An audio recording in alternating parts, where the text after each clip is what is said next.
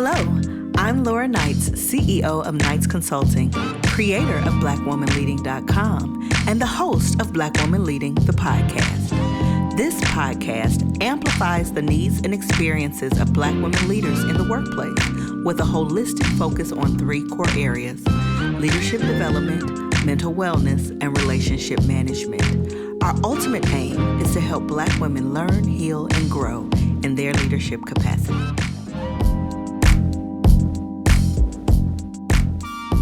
Hey y'all, before we jump into the next podcast, I just want to let you know that enrollment is open for our fall cohort, our early career and our mid-career program. We are now registering for our next cohorts that start the week of August 18th. So you can visit our website to learn more. There's an early career page to learn about that program. There is a mid-career page to learn about that program. We're hosting information sessions so you can learn about the program. We're also having the opportunity for you to sign up for an individual call with a member of our team to ask your questions.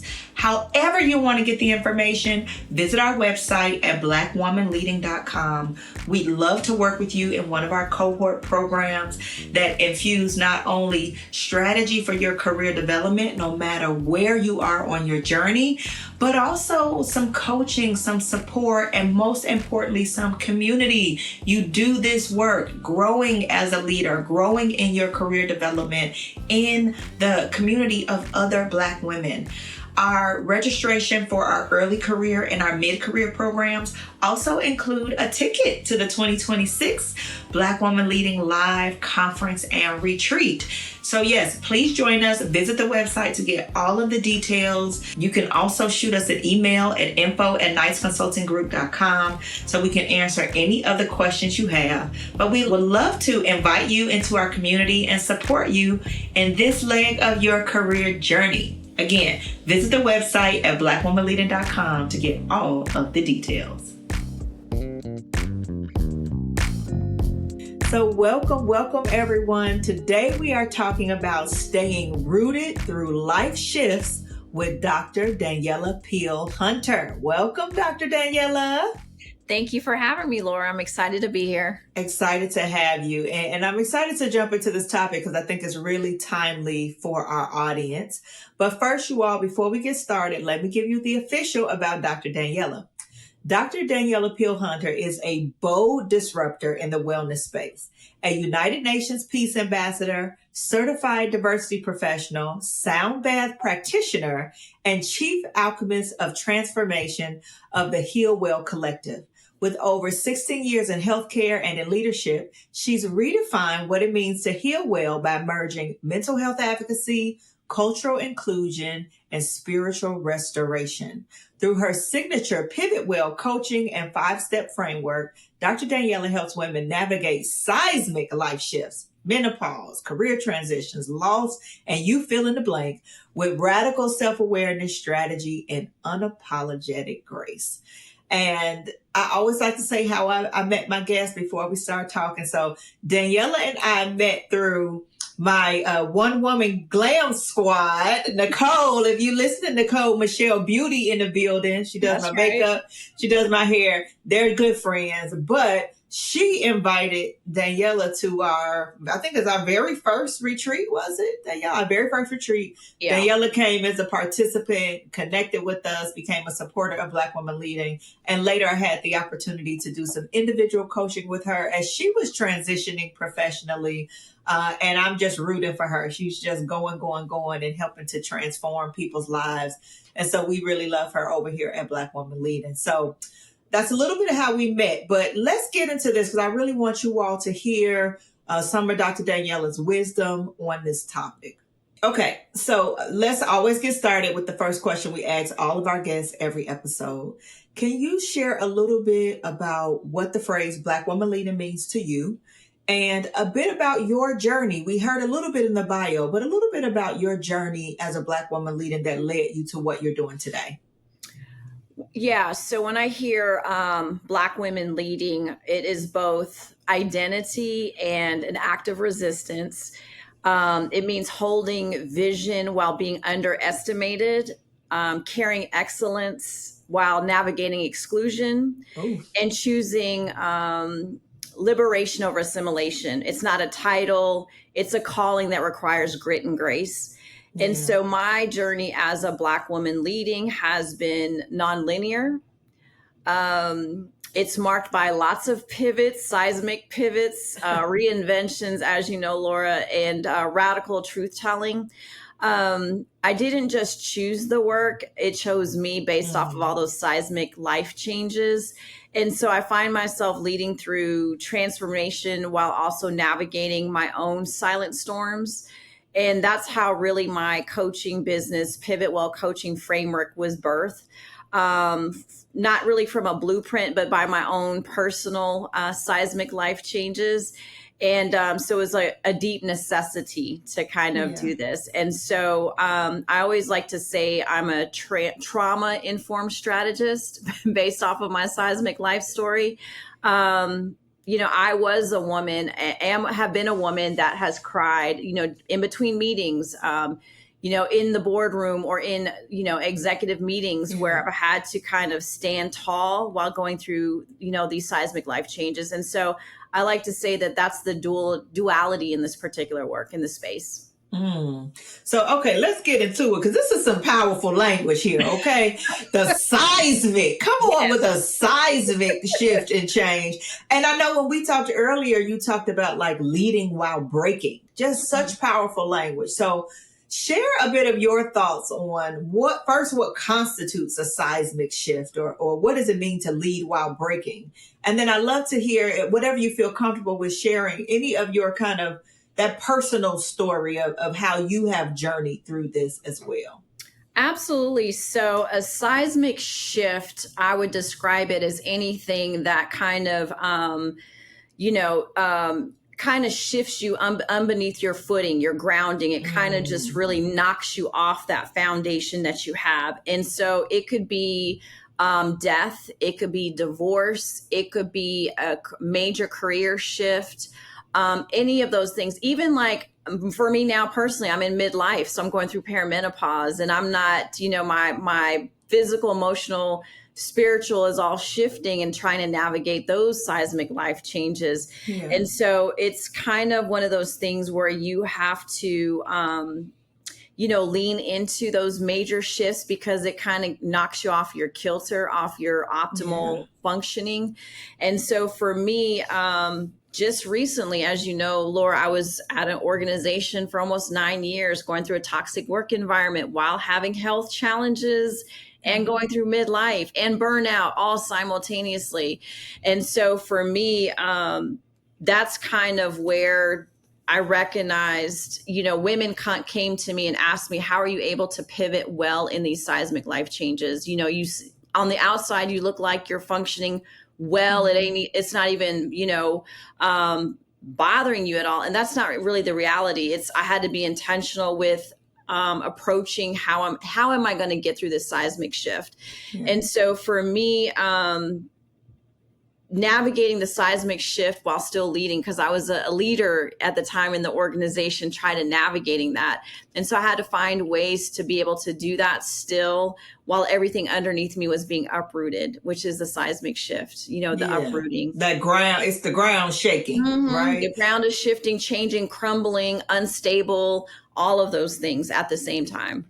Yeah. Oh, I want to get into the making it look good in just a second, because I think there's like you said, there's a strategy to that, but there's a cost to that too, right? But before we go into that, thinking about all those things you were navigating, the toxic workplace, the burnout, the health challenges, the perimenopause, the divorce, how were you personally navigating that while still having to show up as a leader? What was some of your behind the scenes things that you were having to do to show up in that way? Absolutely. So I think one of the biggest things is recognizing boundaries. That's a huge thing. I think boundaries is important in any aspect of your life, first and foremost. And especially as a leader, boundaries are important, and so that was one of those major things for me. And being present, I think also recognizing, and you talk about this all the time too, Laura, taking that cape off, Yes. not being this superwoman, especially as a Black woman. You're expected to show up a certain type of way. But for me, I had to set the boundaries. I had to pause and recognize where I was at and what I needed in order to be able to show up for myself. Yeah. And that included community, being aligned with the right community. It also meant being firm in those boundaries I was setting. And then also seeking support. And support for me was in different ways, from therapy to health. I have a nutritionist, a dietitian, like all these things, because I was going through health issues. And then midlife, I'm having to find a team that could help me start to feel optimal, because I was having the brain fog. I was fatigued. I couldn't sleep at night, insomnia. So finding ways to actually implement where I could be optimal, but also standing firm in my boundaries. And one of the things that you always talk about too, Laura, that really resonates with me is the heart work. Yeah. I had to do the heart work in these different seismic changes I was going through at the same time. Yeah, well, you know what? I love what you bring up, Daniela, because I think sometimes the making it look good are people saying, I didn't even know you were going through this. There's either one of two things that's happening, and there's a preference, at least that we want for our listeners for wellness. So there is, like you said, I'm just not telling all my business, but behind the scenes, I'm attending to the wellness, either with the team, with the support, with the, my personal support system. So that's what we want. Everybody ain't got to know, what's the saying? I don't look like what I've been through, right? Everybody don't have to know, but we need to be doing something to care for ourselves. But on the other side, we have that where people, you can't tell, but they are just really holding it all in and imploding. They're not really having things going on behind the scenes that's helping them move through, and they're suffering. And so I just want to be clear is, when it looks good, what we're really advocating is you can look good, you can be cute, you can show up and do your thing, but what is happening on the back end to make sure that this is sustainable? And I love that you mentioned the nutritionist, the dietitian, the health team, your girlfriends, whatever that is, your spiritual practices, that's helping you get through that. Now, in keeping with the people may not know what's happening with you personally, there are ways that this shows up in our leadership, right? And sometimes it's visible, sometimes it's invisible. So can you share a little bit about what are the invisible ways that these, seismic shifts show up in our leadership, and why do we feel the need that we have to hide them? That is such a great question. I will say for me and my experiences just most recently, it would be, for me, emotional fatigue, would show up masked as overcommitment. That's one way that it can show up. Brilliance is, dimmed by burnout. I honestly didn't even know I was in burnout, Laura. I attended a physician's conference on burnout, 4 hours. And she's literally going through all of the signs. And I'm like, you're like, right. I was like, wait a minute, of all these signs I'm checking off, I didn't even know I was in burnout. I'm just thinking, my health issues, toxic work environment, perimenopause. Navigating. I never thought burnout was not even on my radar at all. And so I was like, gosh, I'm checking off all the boxes for burnout on top of that. And so I think sometimes too for us, we're feared as being labeled unstable because we're just evolving. I think sometimes that's the misconception. And, it could show up physically like migraines. When I tell you, Laura, I was crying all the time. Wow. And I'm like, what is wrong with me? Why am I crying? So stomach aches, your body will tell you exactly when you're going through a seismic shift. And for me, it was showing up, emotionally, physically. I was having anxiety, in different ways. So I think those are some of the ways that it can show up. And I think the other thing is we're taught to be resilient, right? We're conditioned to be that way, which is a challenge when you're dealing with wellness and in your leadership. We should not have to be conditioned. I need to be resilient through all the things. I should be okay to fall apart. when my life is falling apart. Yeah. That should be okay. And I think leadership also is political, as you know. You deal with a lot of leaders, it's political. Hello. And I think we're afraid to be seen as fragile or not having it together. And it should be okay that when our life is falling apart, I'm fragile. This is just the season I'm in right now until I can maneuver and navigate on the other side, through this major shift. So. Yeah, and this is taking me back to what you were saying in the last question around what were some of your behind the scenes things, because when Dr. Daniela says you should be able to fall apart, your humanity, right? You are human. You're not a machine. Mm-hmm. But we acknowledge, though, we go back to the toxic workplace, there are some spaces where it's not safe to show that vulnerability, right? Absolutely. And so if you're holding it together here at the workplace because you've assessed that you don't have that leniency, you don't have that support there, and then you also are holding it together at home, you also are holding it together with your friends and family, there is no space for the humanity, right? Mm-hmm. Or needing to fall apart. So I think it's important to, if you can't have that in just your family or your home, to cultivate that so that, okay, if I have to hold that thing together at work, where's my safe space when I get off of work that I can be like, girl, I'm struggling, right? Or whatever that thing is. And it's tough because some people don't have that, right? Some people don't have that community. What would you say, Dr. Daniela, about cultivating if you see that you can't just be honest, you can't just show up as your authentic self at work?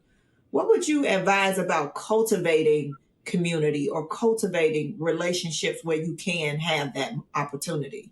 I think that's such a valid point because that was my experience when I was going through all my things. I'm literally, losing it and falling apart, but I'm still expected to perform. That was the phrase. When you come to work, you're expected to perform. And I'm like, how can I show up and perform when I all of these things are happening to me simultaneously? So for me, what I did in particular was within the organization, because I had been there so long and had built so many relationships, I actually sought out mentorship within my organization of women leaders, senior women leaders that I could trust, that I built that rapport and relationship with, that I could have protected conversations with and how to navigate this particular season.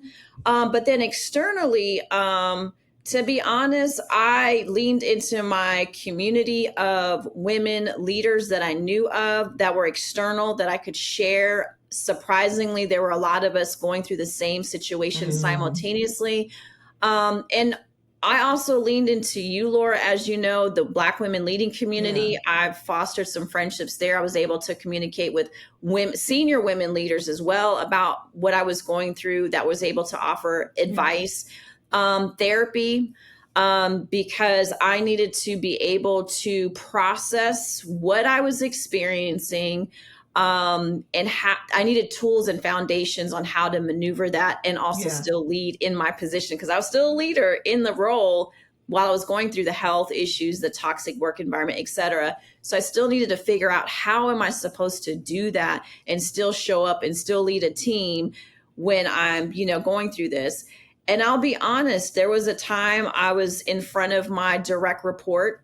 I had a complete meltdown, Laura, in that session. And I had to, going back to your point, I had to show my human side. Yeah. They were privy and witnessed some of the things, the health, the toxicity, and all of that stuff. And I couldn't, at that point, I could not hold it together anymore. But it also allowed me to show up to this person the next day and say, hey, I apologize. This is not how I show up professionally as a leader. And her response was like, I'm surprised it took you so long to fall apart, you know? And I was like, wow, okay. But it taught me something. So I think you have to create the space, find those individuals where you can share safely, because psychological safety is a big thing, especially when you're still talking about dealing with people within the workspace. Yeah. And then externally, sometimes you have to go outward into your network of professional women leaders, I was fortunate enough that I had a lot of women in my network that were senior leaders that have navigated these things before.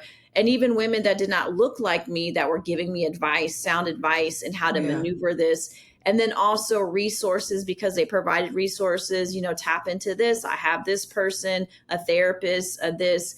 And so I had a team of individuals that could help me get to the other side while also helping me as a leader, how to navigate that. Yeah, I love it. And as you're talking about the network, I just want to call out earlier in this season, we had Daphne Valson, executive coach, on talking about how to build a network, right? So, Daniela, at that point, she had cultivated that so she could tap into it. But if you find that there are some gaps in your network, you need to go back to that episode.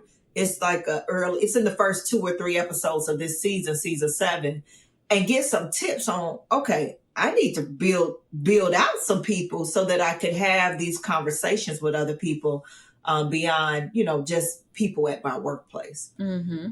So I love that you talked about like how this humanity moment that you had with your direct report, and you were navigating those seismic shifts at that time. How did you find that kind of going through that, even with the support and navigating, how did that reshape your leadership style? And I think we've talked a little bit about the cost, right? There's 2 sides, because there's also some gains you get on the other side of having this perspective, of having this growth. So how did the seismic shifts reshape your leadership style? And what did it cost you, but what did you gain? I'll say this, for me, going through that experience, I realized for me, I'm an empathetic leader. That's how I am, a touchy-feely person. Emotional leader. I care. I'm not transactional. And so I had to recognize and own it and accept it, because, you're always taught you have to be this type of leader, but that wasn't my authentic self. That's not who I am. I am a relationship person, builder. And so I recognize, for me, I am more of a humanistic, empathetic type leader. That is how I move and operate. And so I had to recognize that what I was taught in my season was obedience to the purpose and not so much to the title or the assigned role. And that's also something I learned from you, Laura. Identity is big, right? Yeah. And so I had to make that shift too. I was tied to this leadership title and not more so to the purpose, which is more powerful than the role. Wow. And so for me, it cost me the comfort of certainty, because in advocating for myself, the comfort of the paycheck, right? Ooh. Allowing certain things and not advocating for myself, I was able to gain depth and empathy, and an unshakable alignment in my values. I had to reassess that. Yeah. Because where I was, I loved the people, I loved the role, I loved the job. But then I recognized, once I took a step back, I was no longer aligned. Wow. And that's what kind of reshaped a lot of how I move as a leader, and kind of my pivot, which, I like to say all the time, my pivot. Yeah. Okay, that kind of just gave me a little goosebump there, because listen, baby, we're about to pass this collection plate in a minute, because listen, you said it cost you the comfort of certainty. Is that what you said? I did, yes. That's powerful, because there is this comfort in knowing what is going to be in the predictable nature. But if you're miserable in the thing that you're going to have to take a leap, right? To experience something else, right? Absolutely. That's powerful. And that might take a little support, right? To get through that, depending on your orientation, especially if you're a person that struggles with change, that struggles with, just the uncertainty, the lack of control. Yes. You're going to definitely have to have a system to weather some of that stuff, for sure. And see, you're preaching to the choir with that one, Laura, because I am a control. I like to have my hands holding everything gripped tight. And so that was really, really difficult for me. It was almost like I was reconditioned, because I wasn't in control. I always have a plan and I have a strategy, but the uncertainty was like, ooh, I don't, this is very uncomfortable and uncharted territory. I don't like it, you know? And so it was really, really, really a huge shift internally within myself, especially how I maneuver with regards to leadership. So it was that was even a seismic shift. So. Okay. So what I would love for you to share a little bit, and I have a bit of an inside scoop on this, because as Dr. Daniela was transitioning from this space, in the midst of her transition, she was taking all of that years of experience what she was doing internally in an organization to really support other women going through these seismic shifts. So you developed this PivotWell framework and coaching program, and are supporting people who are in this kind of season. Talk a little bit about that framework. What are the pieces of that, and how you support people to move through the seismic shifts? Yeah, so the PivotWell framework is really a healing focused framework model based off of the word pivot. So it's a 5-point framework. So pivot is, the P is pretty much the pause, creating the space for radical self-inquiry, and just really allowing your nervous system to rest. So that's the P in the framework. The I is the integrate, which really is allowing you to process the emotional, the physical, and spiritual impact of that seismic shift. And then the V is the vision. So the vision is reconnecting to your evolving purpose beyond the breakdown, beyond the seismic shift. Yes. And then the O is own. So name your truth, own your story, claim your voice, which is exactly what I had to go through in my seismic shift here recently. And then T is the thrive. When we get through all of that, it's building the new strategies and the boundaries and the support to achieve that sustainable success in order for you to thrive. I love it. And that P and the I is really the heart work that we talk about here, that, a lot of times, especially when we attract go-getters, high achieving, type A leaders, the intention is to just, okay, what's the plan? Move forward. Let's go. But particularly when you've had this type of transition that's shook the ground, right? As we said, you kind of gotta process a little bit before you can just jump to the next thing. And I think that's why a lot of people are struggling, because they're jumping to the strategy. They have a big vision. They're going right to the V, but they have not really spent time to uncover, or deal with the grief of it, or, all of those things. So you're kind of walking through this as a guide, holding people's hand through this process as they do their work to get to the other side. Absolutely. What do you find is resistance that people have when you're doing this? Because as we're listening to it from a learning mind, we're like, wow, that sounds amazing. But baby, that thing is, you tussling in there sometimes, right? Absolutely. What do you see some of the resistance or the tension points are for people when you're walking through that framework with them?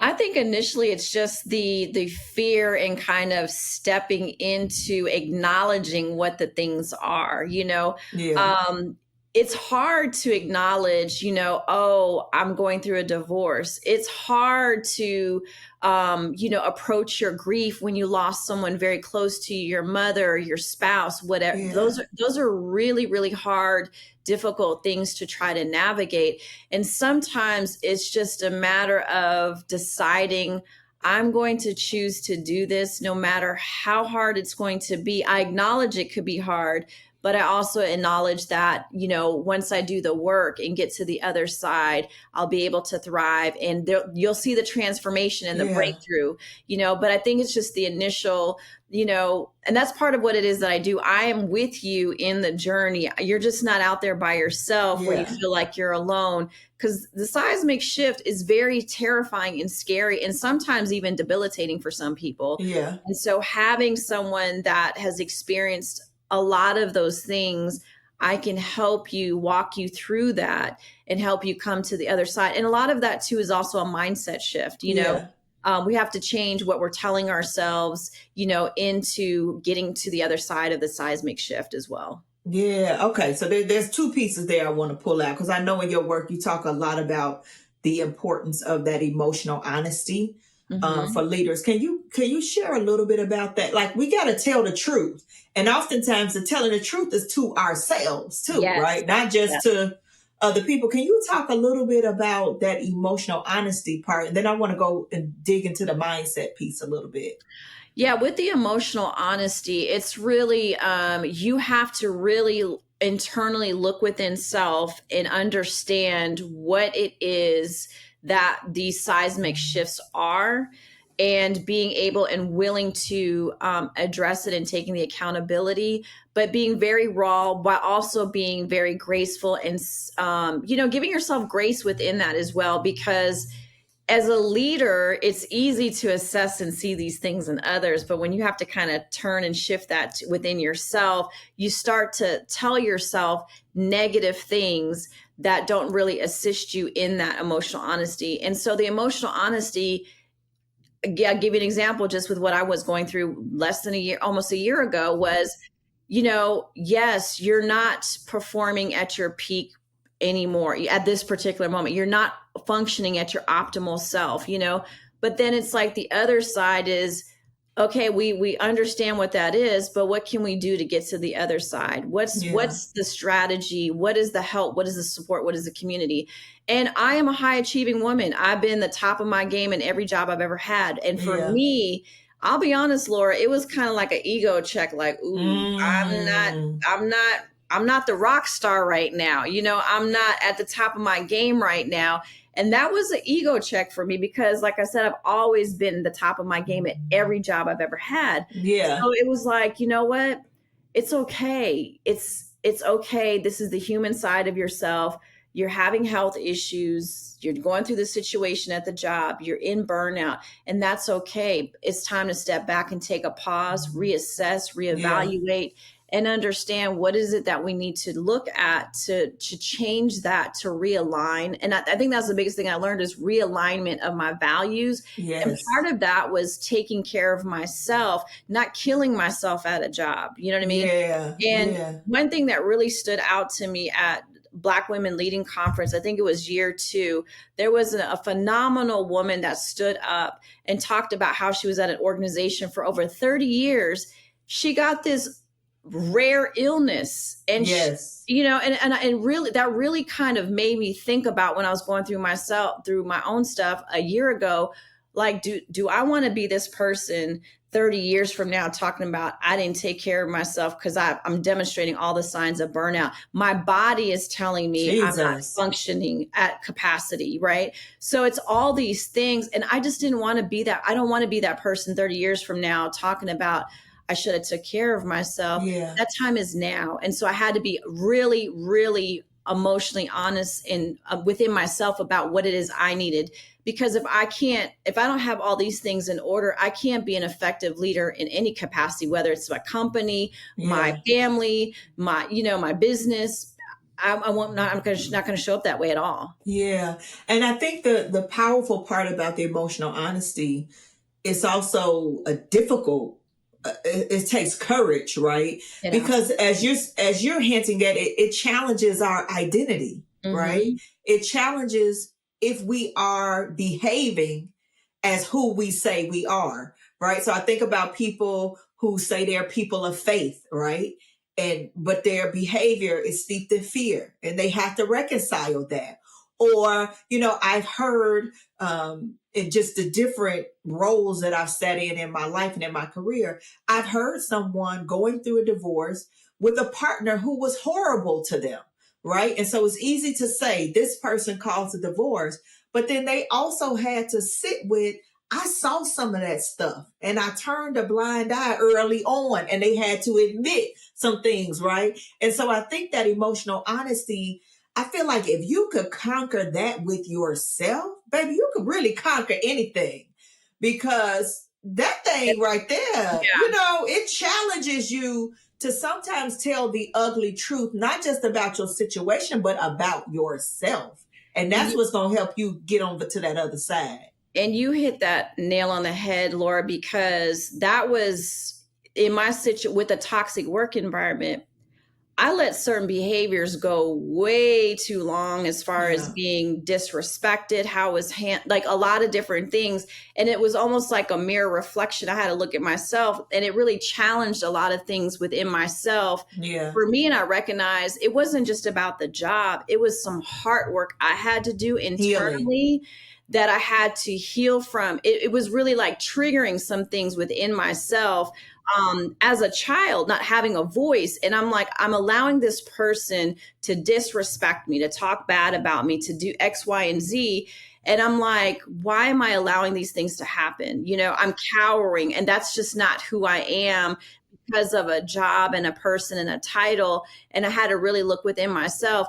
And then even when you talk about the faith and the fear, I'm a person of faith.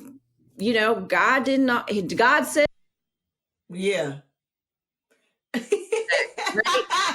And so for me, Laura, I had to recognize it was tough last year financially. Yeah. You know, I had to lean on my friends and like, seriously. And it was like, but I'm a woman of faith. Why am I fearful? He's going to provide. And when I tell you, he has shown up in so many different ways and Wow. provided, not in your traditional conventional way, but he still provided for me, and opportunities and different things showed up. And so, but that was something emotionally I had to be honest with myself, Yeah. back to myself, like this is not matching up with this part, you know? So Yeah. it is that emotional honesty. Like you said, you have to have the courage to be able to really have those difficult conversations with self, and looking in the mirror and understand that sometimes it's going to be a little ugly. It's going to be a little Hello. gritty. It's going to be a little gritty, but it's okay. You ain't gonna be cute all the time, boo. Not gonna Okay. be cute all the time. You might have snot bubbles, and you know your makeup is messed up. Your face is not beat. a pimple here and there, right? Right. But I wanted to go back to, because you started to get into it, but I want to explicitly pull out that mindset piece. So what are some of those mindset shifts that you see? And I know they are endless mindset shifts, but in your work, what are some of the common ones that you see that are helping people from when they start with that P in the framework and get into that T of thriving? What are some of those mindset shifts that you're seeing that's supporting them to move forward?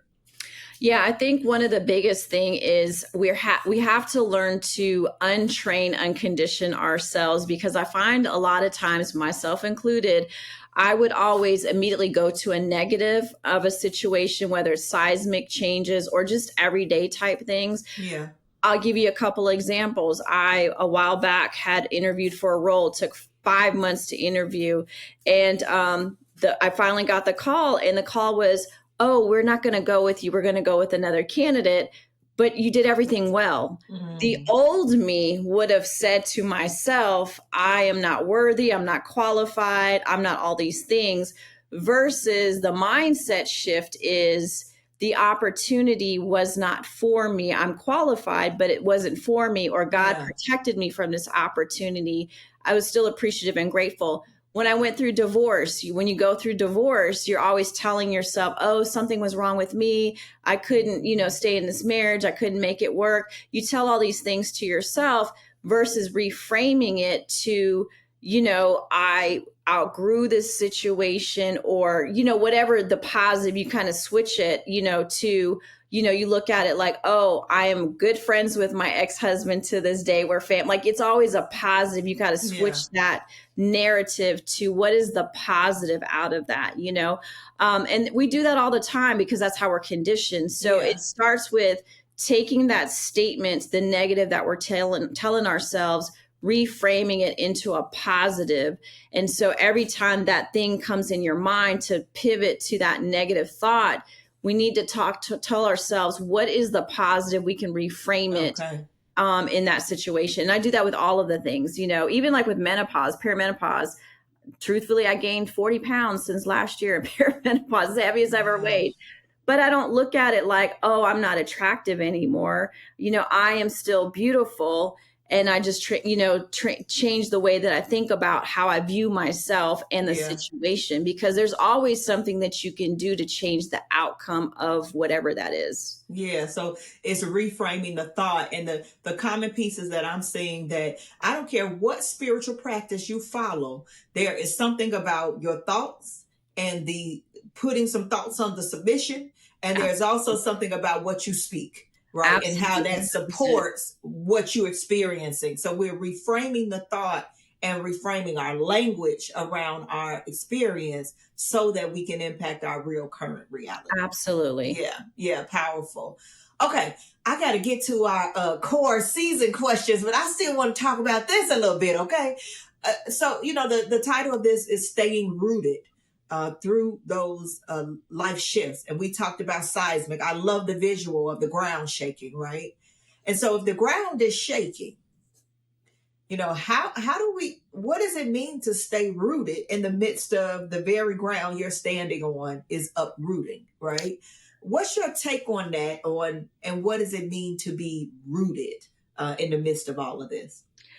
To me, when I think of being rooted, it means to lead from your values and not your validation. Ooh. First and foremost. Wait a minute, say that again.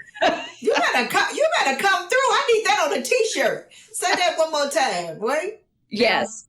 So rooted means to lead from your values, not your validation. That is something I had to learn in my seismic shift. And I truly believe that.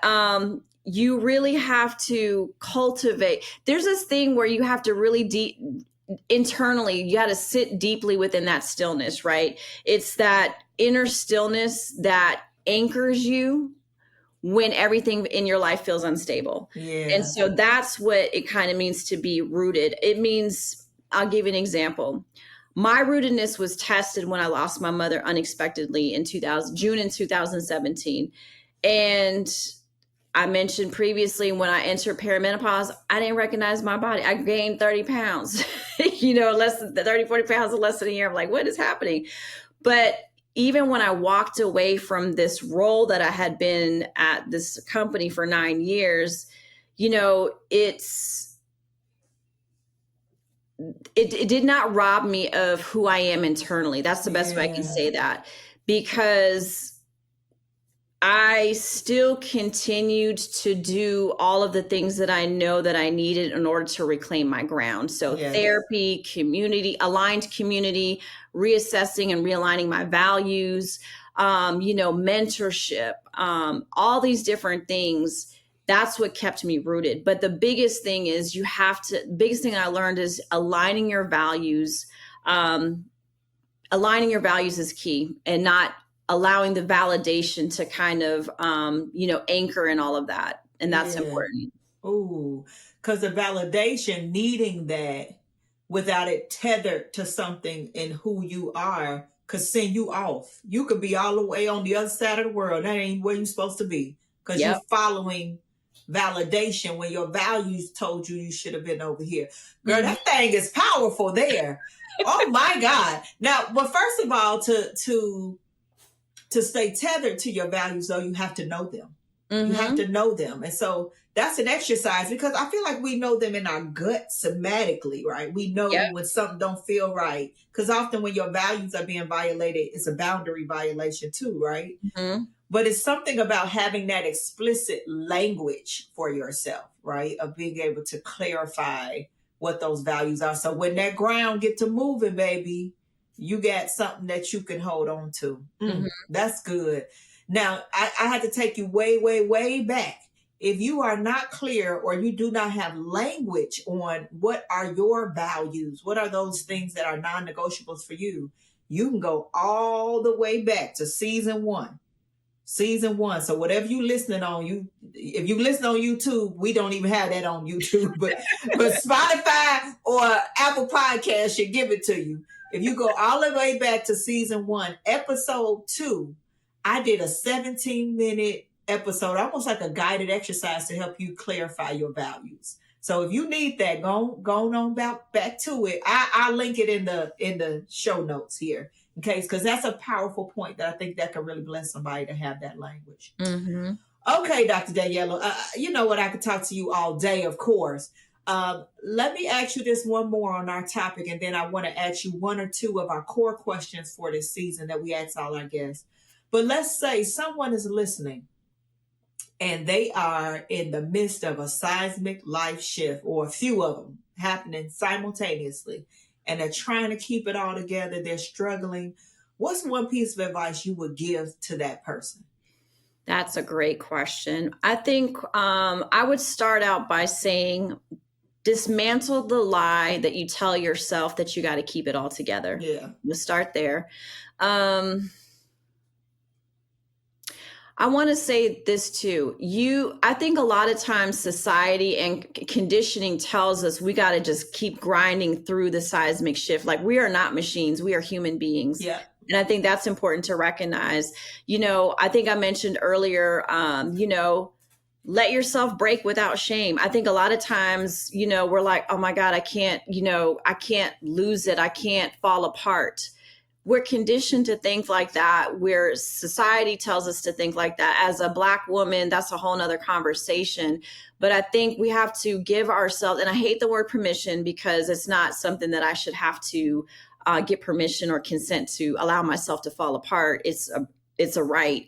But we have to allow ourselves to grieve without performance, whatever that seismic shift is. Yeah. And just recognize that our unraveling is sacred, and it's going to lead us to the breakthrough, to the transition, to the next becoming of what that next version of ourselves is going to be. And so I think the biggest thing is, allow yourself to become this next becoming without apology.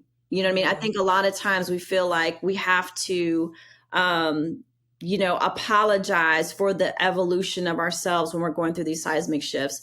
So I think just, lead despite your breaking, be authentic, be true to who you are in that seismic shifts when they happen.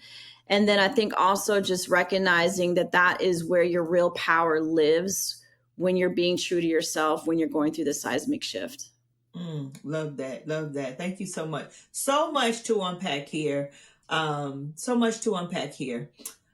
I hope you all have taken some things from this piece right on our core topic for today. But I want to just take a minute before we wrap up and thinking about our season 7 theme of driving the narrative of your career. And you've been indirectly hitting that with some of those shifts and pivots you made for yourself.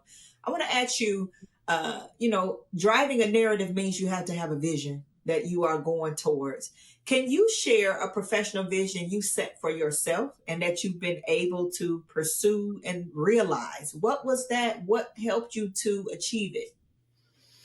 I would say for me, it would be to lead from wholeness, and I prioritize my wellness. So I firm with the boundaries. I don't move or operate anymore from a space of exhaustion or burnout. I really, that to me is a boundary. Like, my wellness is a boundary. So I don't sacrifice that. I think the other thing for me, which was hard, is radical alignment and saying no. Ooh.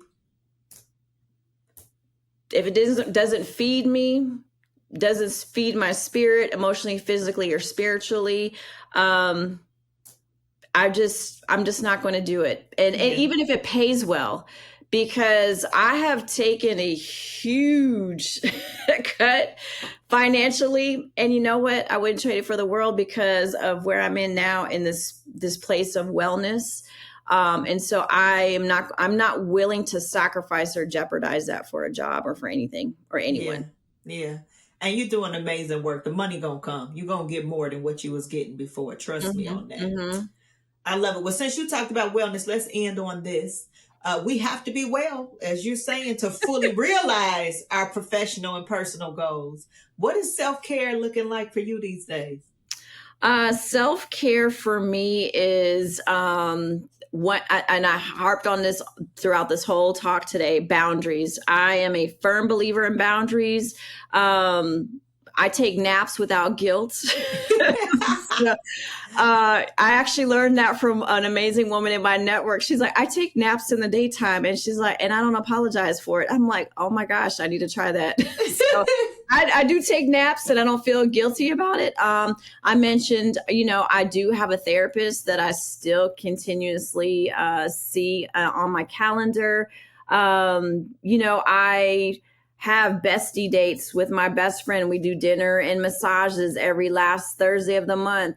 And it's not just always like, I think when we think about wellness, we always think about bubble baths and, it's so much deeper than that. It's the soul work. And it's different for every person. What works for me is not going to work for you, Laura, or, your listeners.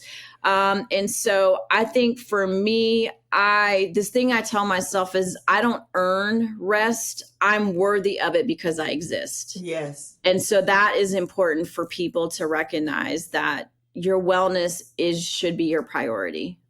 I love it. I love it. This has been so good talking to you, Danielle. I'm just loving seeing the stuff that's coming out of you and how you are just really blessing the world with your gifts. Tell everyone where they can connect with you and any special things you have going on these days. Absolutely. You can connect with me on social media at Instagram and Facebook at the Heal Well Collective. My website is thehealwellcollective.com. And as far as upcoming things that I have going on in July, I will be coming to Durham, North Carolina to do some amazing mastermind work and sound bath, collaborating with some amazing inspirational women. I'm always open to collaborations as well. I also have my book that's being released, Shattered Silence, Navigating Workplace Trauma and Thriving, which you can find on my social media, Amazon, and on my website as well. Yay. I love it. I love it. I love it. So if you all have enjoyed this episode, the insights from this episode, please give us a rating, share it with a friend, help us to amplify this work that we're doing at Black Woman Leading. You can connect with us at Black Woman Leading, and woman is singular, on all platforms, LinkedIn, Facebook, YouTube, Instagram. You can also visit our website at blackwomanleading.com to learn about our programs and events. If you want to connect with me personally, I'm Laura E. Knights on Instagram and also on LinkedIn. Would love to connect with you. And if you'd like to learn about our corporate work that we do inside of organizations to create more conscious, competent, and confident leaders, you can check out our corporate site at knightsconsultinggroup.com. We would love to connect with you in any of these ways. And until next time, be well.